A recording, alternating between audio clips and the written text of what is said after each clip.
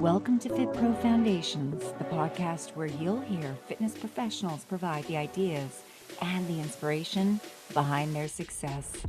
My name is Karen Salenzi, and today it is my pleasure to introduce Paige Denison. Paige has over 20 years of experience working with evidence-based health promotion programs for older adults and adults aging with disability. She's the Director of Health, Wellness, and Project Enhance at Sound Generations in Seattle, Washington, where the mission is to support people on their aging journey through community, connections, and accessible services. Paige oversees the ongoing research, coordination, adaptation, licensing, and dissemination of 2 health-focused programs reaching over 25,000 unique participants a year through EnhanceWellness and EnhanceFitness.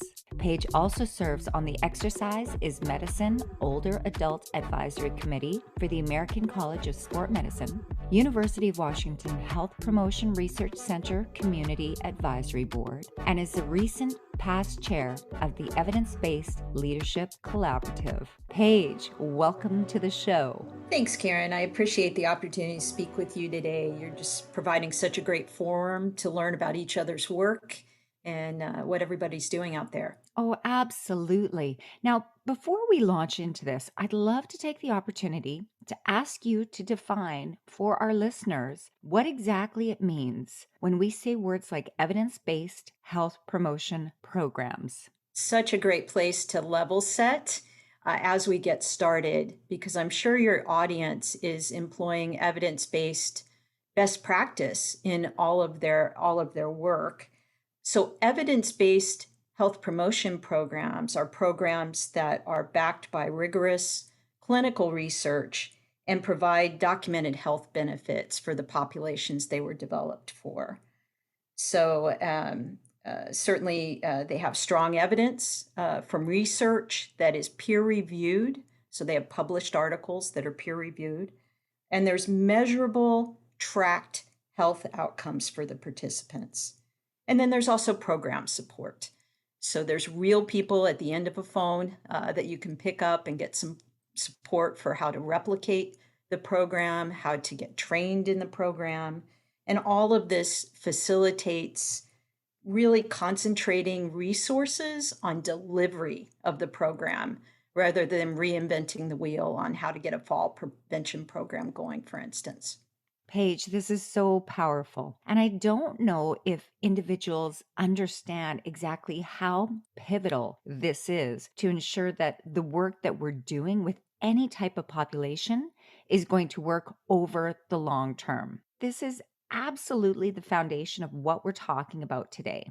Give us a broad overview of the issues that you see in the health and wellness of our older adult population right now. Wow. Yeah. So my frame of reference is, most of the work we do is in the United States, but it really, a lot of it is mirrored globally as well. About half of all American adults have one or more preventable chronic diseases. So 7 of the 10 most common chronic diseases are really favorably influenced by moving more, by physical activity. And about 80% of adults, not just older adults, but adults aren't meeting the guidelines for aerobic and muscle strengthening activity. And about half of them don't meet it for aerobic activity. So this lack of physical activity is linked to approximately $117 billion in annual healthcare costs in the United States. Yes, see, this is really interesting.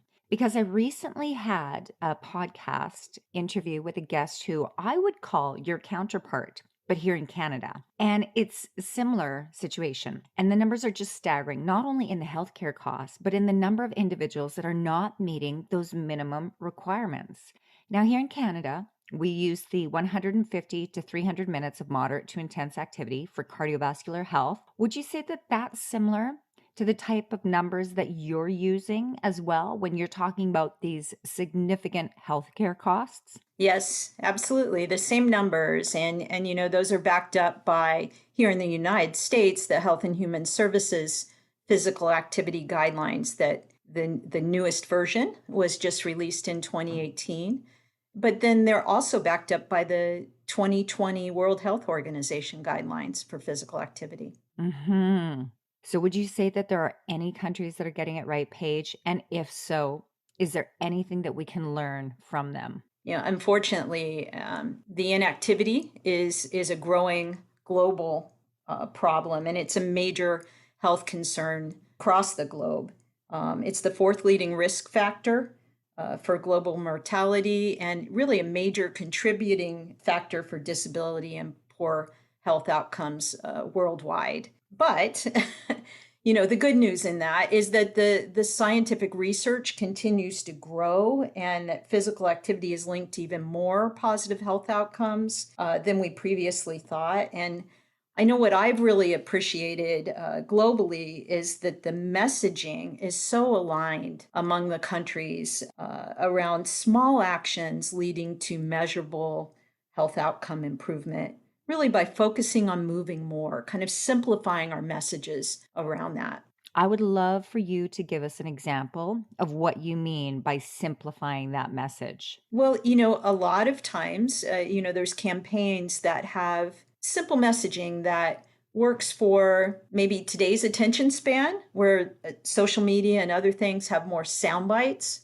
So it might be, let's move, or, just walk more, or, these very, I'm trying to think of one right now, short messages. And I will say the Exercise is Medicine initiative, which I know you're familiar with, Karen. It's a global health initiative managed by the American College of Sports Medicine, but it has an international organizational membership. It really encourages primary care physicians and other healthcare providers to make physical activity assessment and promotion a standard in clinical care, and to connect healthcare with exercise resources, with exercise professionals, and combine really simple evidence-based approaches to physical activity assessment with exercise prescription and patient referrals to programs and fitness professionals.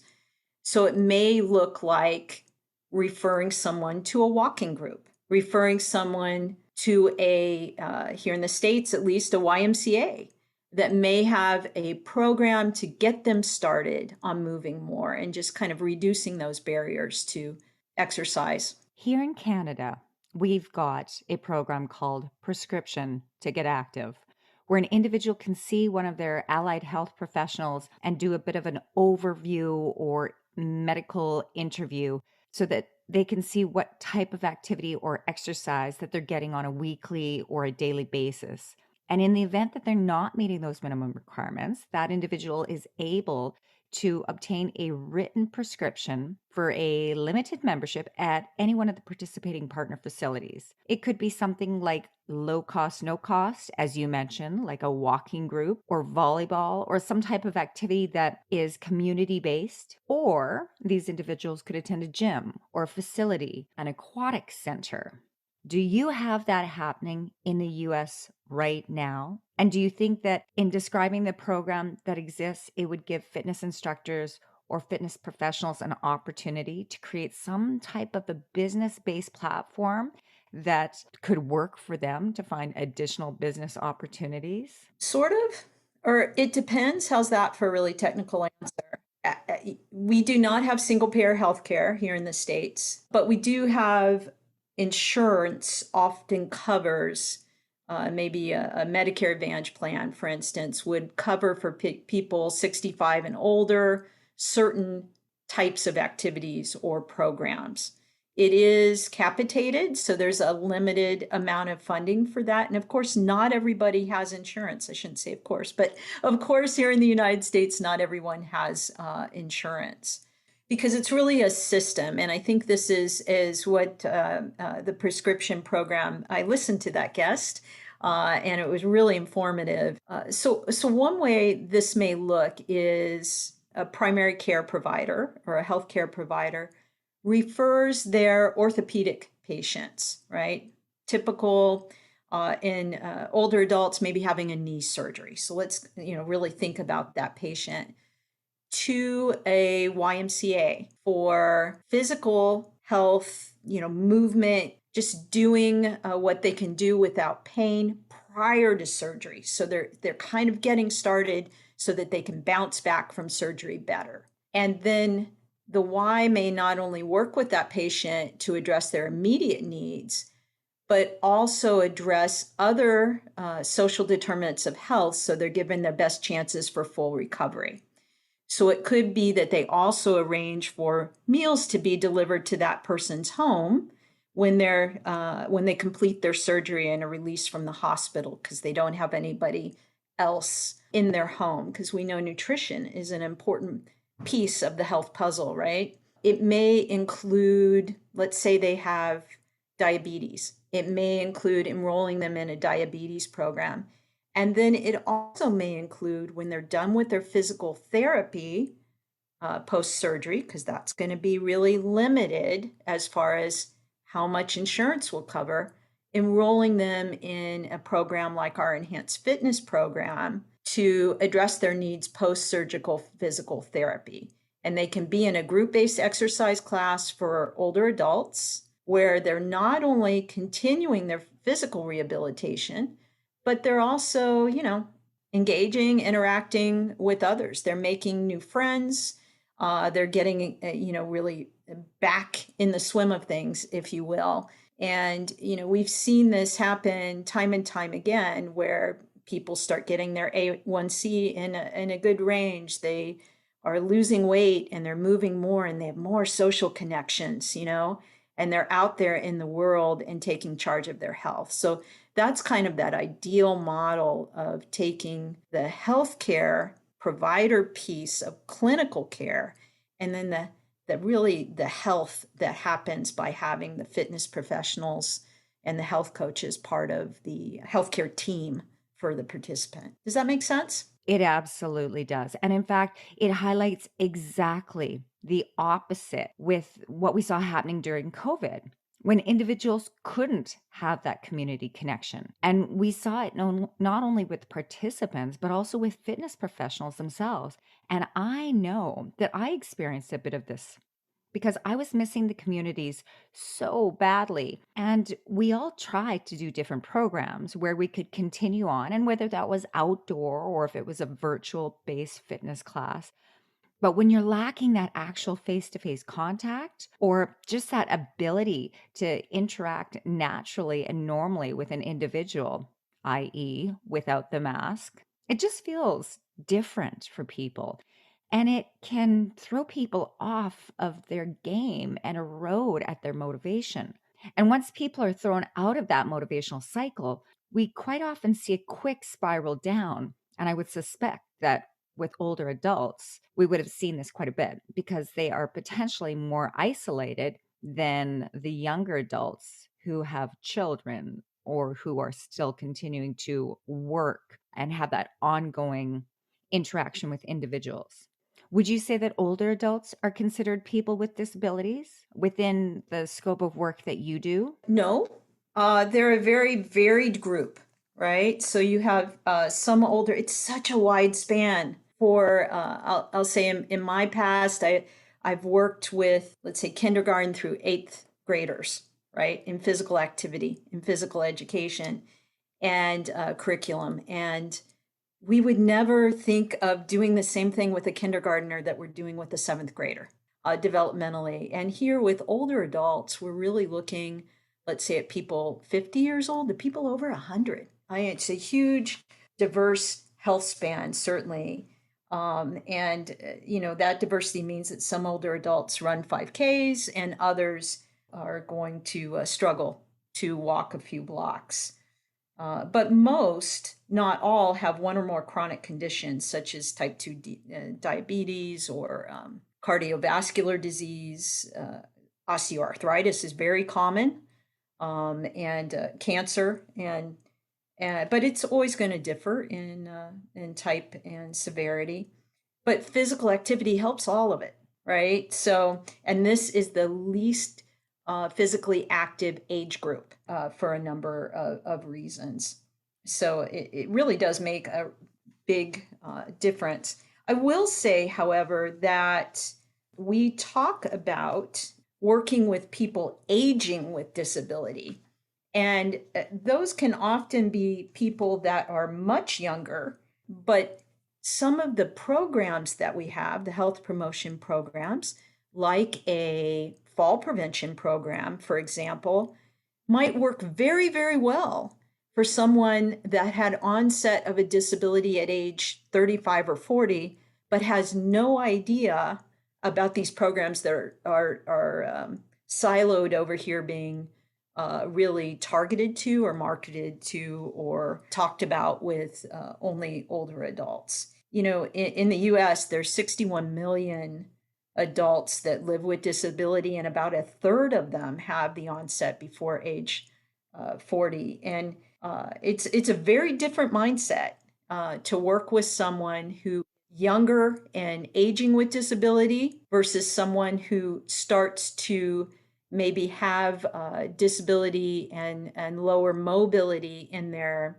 late 70s or 80s, right? Those are two very, very different individuals. So the Enhance Fitness and the Enhance Wellness, do you have subset types of classes that you will provide to individuals that meet those requirements? So for example, for individuals suffering from Parkinson's disease, do you have exercise classes and programming specifically for these types of clients, or for individuals suffering from osteoarthritis?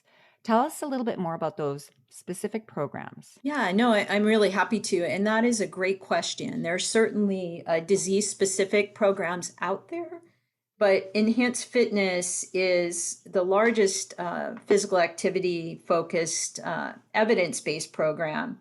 And it really is what we think of in the fitness industry as an all in one program. So it really meets people where they are and has been found to work for a variety of disease states. And certainly, Karen, you referred to during COVID here, people are really confusing the deconditioning that they've experienced with disease-related decline, where a lot of it's, I don't want to say just, but just deconditioning, and we can come back from that. So maybe it would help to provide context for where Enhanced Fitness came from. So back in 1993, the Surgeon General here in the United States announced that more than 2/3 of the older adult population was not physically active. So the following year, University of Washington Health Promotion Research Center, which is part of the Center for Disease Control's research centers, collaborated with us as well as a healthcare organization to conduct a multi-component disability trial to prevent disability, and worked with 100 older adults that were recruited for a 6-month study at a local community center here that was very focused on seniors, as we were still calling them at that time. Now we say older adults. But even before the pilot study ended, the participants wanted to keep the exercise class component and as a permanent activity at the center. And so it's that exercise component that we now know as the Enhanced Fitness program.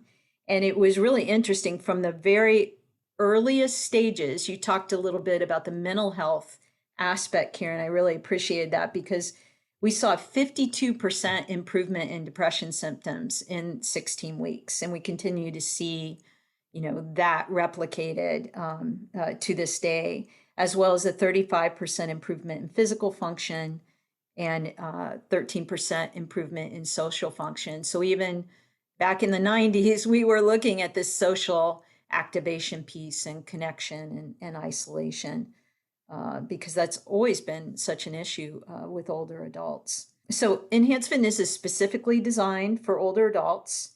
There's low or no cost to participate due to federal funding streams for the program, and it's accessible. So that's where it meets with accessibility for younger people that are aging with a disability.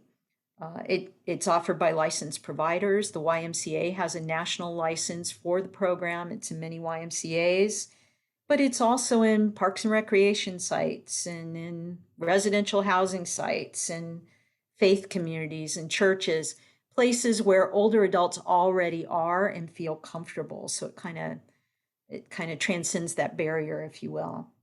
It's a structured program. It's taught by trained enhanced fitness instructors. And while there can be this seated class or standing class or these variations of it, really most of the classes are blended. They have multiple abilities available, during a single session of the class. One of the really interesting things, it's offered 3 times a week, every other day, generally Monday, Wednesday, and Friday, but it depends on the site. A day of rest in between for recovery because there's strength training with weights. But it has, very familiar to your audience, warm up, steady state aerobics, cool down. Cool down usually involves dynamic and static balance work in every class, upper and lower body strength work on the major muscle groups, using weights as appropriate, and then flexibility work. One of the really unique pieces of the program, especially back in the very beginning, is that there's baseline and ongoing fitness assessment done. So we look at upper body strength and lower body strength, as well as agility, and measure that every 4 months.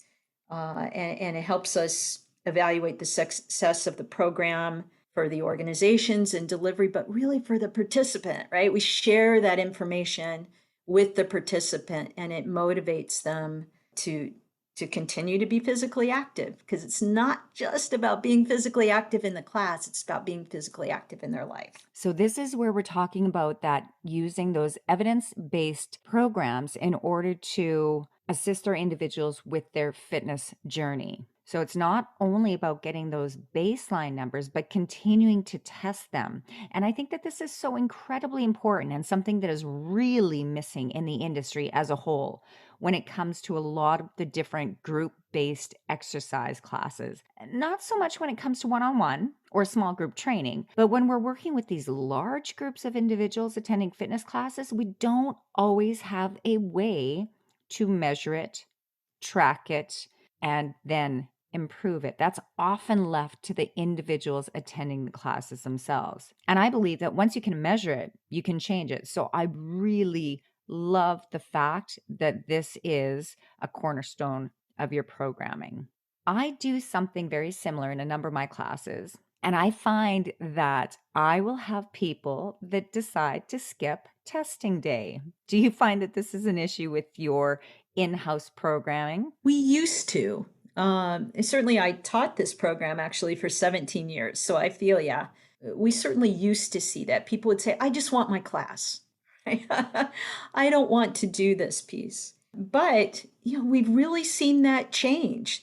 The older adults we were working with 15 years ago are not the older adults that we're working with today necessarily. And certainly, many people have their Fitbit or other sort of tracking device on and can tell us how many steps they took during class. So the environment has really changed. But maybe it would help to talk about how our instructors have that conversation with participants. The key data elements we look for enhanced fitness, we were looking at a whole lot in the very beginning, but we had to kind of shrink it down to what was really feasible for the instructor and the site to do. And one of the things we look at that's so important, that I know many of your group exercise classes certainly take down, is attendance.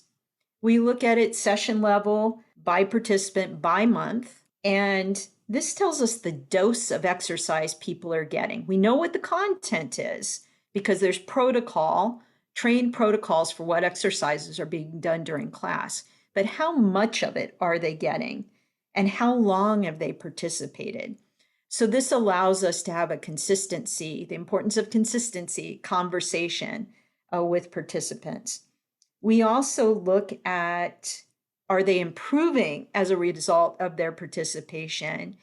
And we share that information back to them in kind of a graphic representation. So they have pictures to show them, graphs to show how they're doing against their age and gender-based norm values, or their peer group on age and gender base. So we take their functional fitness test scores that are recorded before they start class and in 4-month intervals, and we share that information back to them so they can see their improvements in their upper body strength, in their sit to stands, in their timed up and go. And in those conversations, not everybody's improving. Most people are. Most people definitely are. But it enables the instructor, when they have that graphic representation to hand that sheet to a participant, to have that conversation about, looking at the graph on the consistency and tying that to a life event. Was it theory of change, right? Was there a vacation that they didn't necessarily come right back from, right? It took them a while to get back into class in the stages of change model. Was it a caregiver issue? This is a big issue in this population. Often there can be a feeling that they're just declining so much as they're sitting bedside and caring for a loved one.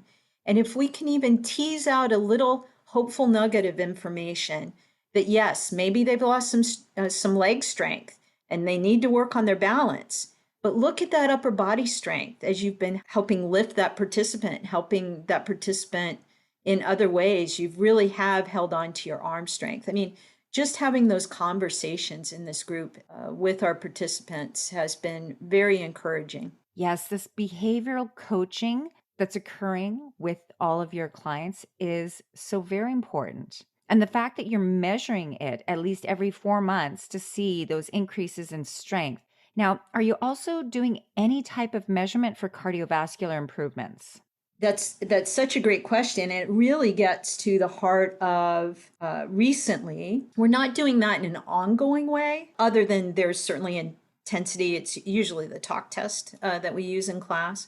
COVID has prompted us to need to do adaptations and to deliver enhanced fitness via a two-way platform like a Zoom or WebEx or other platforms that are out there. And using that mode and converting to that class, we've actually had clinical trial work that has been ongoing where we were able to have heart rate monitors as we were looking at the efficacy of this mode.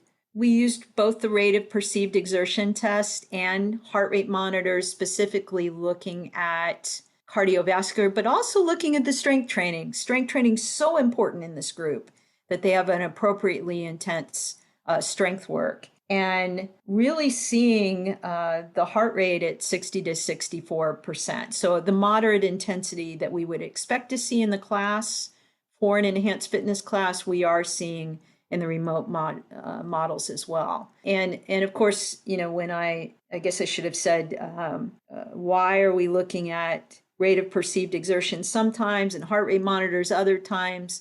That beta blocker piece can really interfere with those readings. So rate of perceived exertion and talk tests very generally works well for this population, and heart rate monitors don't always. Yes, that is one thing that I found whenever we're doing any type of class where we're measuring the heart rate is you have to get to know your clients to know which ones are on beta blockers, or also to understand who might be going through additional stress, which might impact those heart rate numbers. Even something like poor nutrition, poor hydration, poor night's sleep within the 2 to 3 days leading up to that class can significantly alter that heart rate response. So I love the fact that you're also using the rates of perceived exertion. All right, let's dig in to Enhance Fitness and Enhance Wellness. This wellness program is available in 9 states throughout the US, and Enhanced Fitness is available throughout 43 different states, as well as internationally.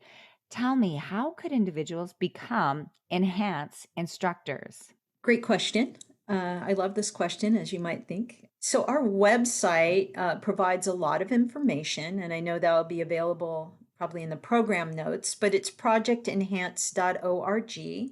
We license affiliates, we license organizations, and then organizations send trainer candidates, instructor candidates to the trainings. So typically, if you connect with an organization that is offering enhanced fitness or enhanced wellness, then they will cover the training for the leader quite generally. So I could talk more about that, but that's generally how it works. This is a pretty low cost program. Thanks to innovation during COVID, we can deliver training remotely. And we certainly sat in Seattle, Washington, and delivered trainings in Puerto Rico last year. So it is very doable, both for the Enhanced Wellness program and for the Enhanced Fitness. Enhanced Wellness is a 2-day training. That's our health coaching program that's focused on older adults and people with disability. And then Enhanced Fitness is also a 2-day training remotely with a full class teach back to an Enhanced Fitness master trainer. And that's been going really well. And I love the fact that you've adapted these programs for remote or virtual delivery. Tell me a little bit more about how seniors or older adults have also had the opportunity to participate in any of the enhanced programs via virtual or remote delivery. Oh boy, this last year, so I'm going to just to tell you a little bit where we are. Here in the Seattle, Washington area, actually right near our offices, was actually the first skilled nursing facility outbreak of COVID. Unfortunately, the first death as well that was attributed to COVID in the United States. So we closed down and had physical distancing very early. And of course, in the weeks thereafter, the rest of the country did as well. During the pandemic, we really benefited from a strong collaborative spirit among our program administrators, our researchers, our participants, and our community-based organizations. So much like the fitness industry as a whole, we had to roll up our sleeves and learn together in this work. So as we piloted new models, trying to figure out what would work, we looked at some key questions. We looked at acceptability. How appealing or satisfying is this remotely delivered enhanced fitness going to be to the participants, to the instructors? Like, are they going to want to teach it this way, right? Are participants going to want to experience it in this way? And also, how appropriate is it? What's the perceived, fit for both the population and the site? And for the instructors in the organization, how feasible is it? How doable is it really? Can they implement it? What's the cost of it? How do they get a tech setup going? All of those questions, became very important. And so as we went through all these questions, and of course we wanted it to be done with fidelity so that we would have the same quality assurance to the protocols. So it was still enhanced fitness at its core. And then we also needed to know what kind of program support instructors needed and organizations needed. So we really created communities of practice for organizations around the country to share what they were doing, and for instructors to share what they were doing and share frankly, their stress and their frustration and their anxiety around this was really very real. And we also worked with older adults and with the aging network and with the cities they were in to look at the digital divide, right? The digital engagement divide, not only around access to technology devices, but also access to broadband or internet access. And actually the most important one at the end of the day, I think we started out focusing on the first two, but the most important was, a real person technology assistance, so they really felt heard and a patient voice on the other end of the phone. So, that creates a lot more staff work and a lot more cost. So this was all that we worked together on, and we eventually were able to release guidance in September of 2020 that focused on key areas of staffing considerations. Staff is the heart of any work. They're the superheroes on the front line. How to get people enrolled. There's all these legal questions and waiver questions for the instructors and the organizations and the participants when you're now doing things online. Technology, as I've mentioned. Fitness assessments. How do you do a fitness assessment when you're not in a room with people? So we need to talk about that and share instruction on that. And then our instructors. They just really needed to maybe, many cases, put the music in the background and really tighten up their cueing skills. I think what we've seen is that Our instructors that were already good in a room with participants have just gotten better as they've learned to do this work remotely. We think they're just going to be, they've really leveled up their skills for when they do multiple modes now. So I don't know if that quite gets to the heart of your question, Karen, but really we've all come together, and what we've seen is 95.5% of people that have participated in remote enhanced fitness have reported that they're satisfied or very satisfied with it. When we've asked if it's been helpful in supporting increased physical activity on a scale of 0 to 10, 0 being not at all and 10 being very helpful, 9.1 is what we've seen with a standard deviation of 1.9. So really strong numbers coming from all of this innovation work. This episode of the Fit Pro Foundations podcast is brought to you by Time to Train Fitness, your home for live and on-demand virtual fitness classes for every level of fitness. Work out with amazing certified instructors that want you to push through any barriers. At Time to Train Fitness, you'll find quality workouts across 6 class formats, including indoor cycling, HIIT, bar, yoga, strength training, and dance cardio. Stream brand new classes live every week or choose from over 400 classes available anytime, on demand. Use the code in the description to view all the membership options and to start a free 5-day trial. Get ready to press play on your next workout. Those are very strong numbers. And the fact that you're tracking them is a benefit going forward in showing the efficacy and impact on the ongoing population.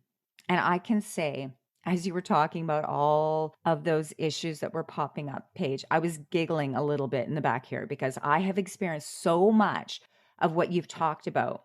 Just the issues of people actually being able to connect properly or needing that little extra bit of guidance to help them. The difference in how you cue and how you assess individuals virtually and remotely can be challenging. When you're working off of a screen and you've got potentially 15, 20, or 30 people in those tiny little Zoom boxes, it can be very difficult to assess their movement patterns and how you're able to watch and cue to those individuals in a way that makes it a positive experience, but also beneficial to the work that they're doing. So I applaud you, not only for taking this on, but also for following up to see exactly what was the rate of efficacy and satisfaction within the program, because I think that that's been missing on a number of these virtual delivery programs. Do you see Enhanced Wellness or Enhanced Fitness continuing on with the remote and virtual delivery? Or now that things have opened back up in a number of states, is it going to be left behind? It's very much here. It's currently under federal evaluation. Right now, the program is, but we will continue with it, and we will continue to improve it, to learn and improve it. Right now, we have in-person classes restarting. We have, different phases throughout the country. It's really guided by local health jurisdictions. And then we have the remotely delivered classes going on. And in some cases, a few approved cases, we have pilots of in-person classes where the instructor's in the room with participants, live streamed with a technical assistant, helping with the safety and digital and technology issues with participants as well. One story that I know made my team kind of stop in their tracks and really reflect on how important this is that of a site reported a gentleman who had been coming to Enhance Fitness one time a week, most weeks, right? And we talked about the importance of consistency. When the class went to remote delivery mode, he is in class 3 times a week, every week, with his wife, who he is a caregiver for, that has mild cognitive decline, participating with him, leaving the house, bringing his spouse or arranging care for all those things, right? We can all imagine them without me going through them, really made adherence to the exercise class and the strength and the emotional health and the social well-being that's part of all that just something he could not access regularly. But from home, they both can, and that's just really powerful. So we are definitely reaching more people with disabilities. We are reaching younger, older adults, and we are reaching an awful lot of caregivers with this new mode. And we want to continue to be able to reach them. So we will continue on with that, both in the hybrid, the remote, as we're calling it, and the in-person classes. This is so very inspirational. I think that we can all learn something from that example because you have described a situation that you can just see some of the potential challenges that these individuals are facing. So thank you for that. What a powerful image. I know that I don't want to take up too much of your time because your time is very precious and you have a lot of amazing things going on. Can you tell me what is the biggest or the best piece of advice that you could provide for any fitness professional that's looking to make a difference, especially as it relates to our older adult population?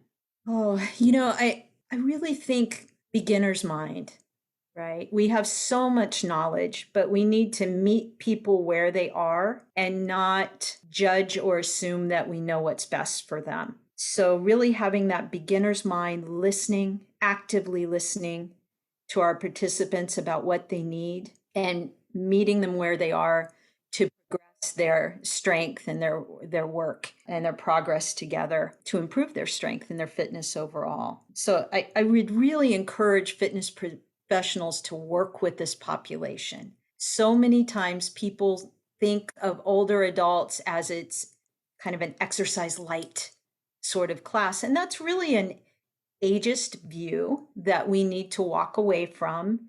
These are complex people with complex conditions, and it really requires our folks with great knowledge to come and meet them where they are. So, beginner's mind. That is just fantastic advice. And if someone wanted to go to understand more about some of the specific challenges that Enhanced Fitness or Enhanced Wellness deals with, as an example, falls prevention or even the nutrition piece, is there a link or a website that you would direct them to? I would send them initially to projectenhance.org, and there's a lot of information on there, maybe too much, sorted towards researchers or to adopting organizations or to evidence.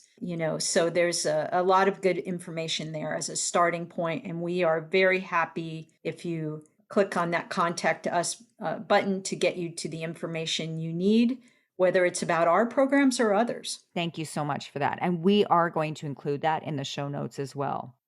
Paige, I want to thank you so much for your time with us today. I think that this is an incredibly important topic for all of us to be aware of, and not only for what we as fitness professionals can provide to this very important population group, but also for them to be aware that there are programs in place and remote and virtual delivery options for their own loved ones, their parents, their aunts and uncles, anyone that they know that might benefit from this being available to them. With that, I would like to thank you so much for being our guest today. I think that you shared some absolutely critical information that is only going to benefit us going forward. Thanks so much, Karen. It's really been a pleasure to speak with you today.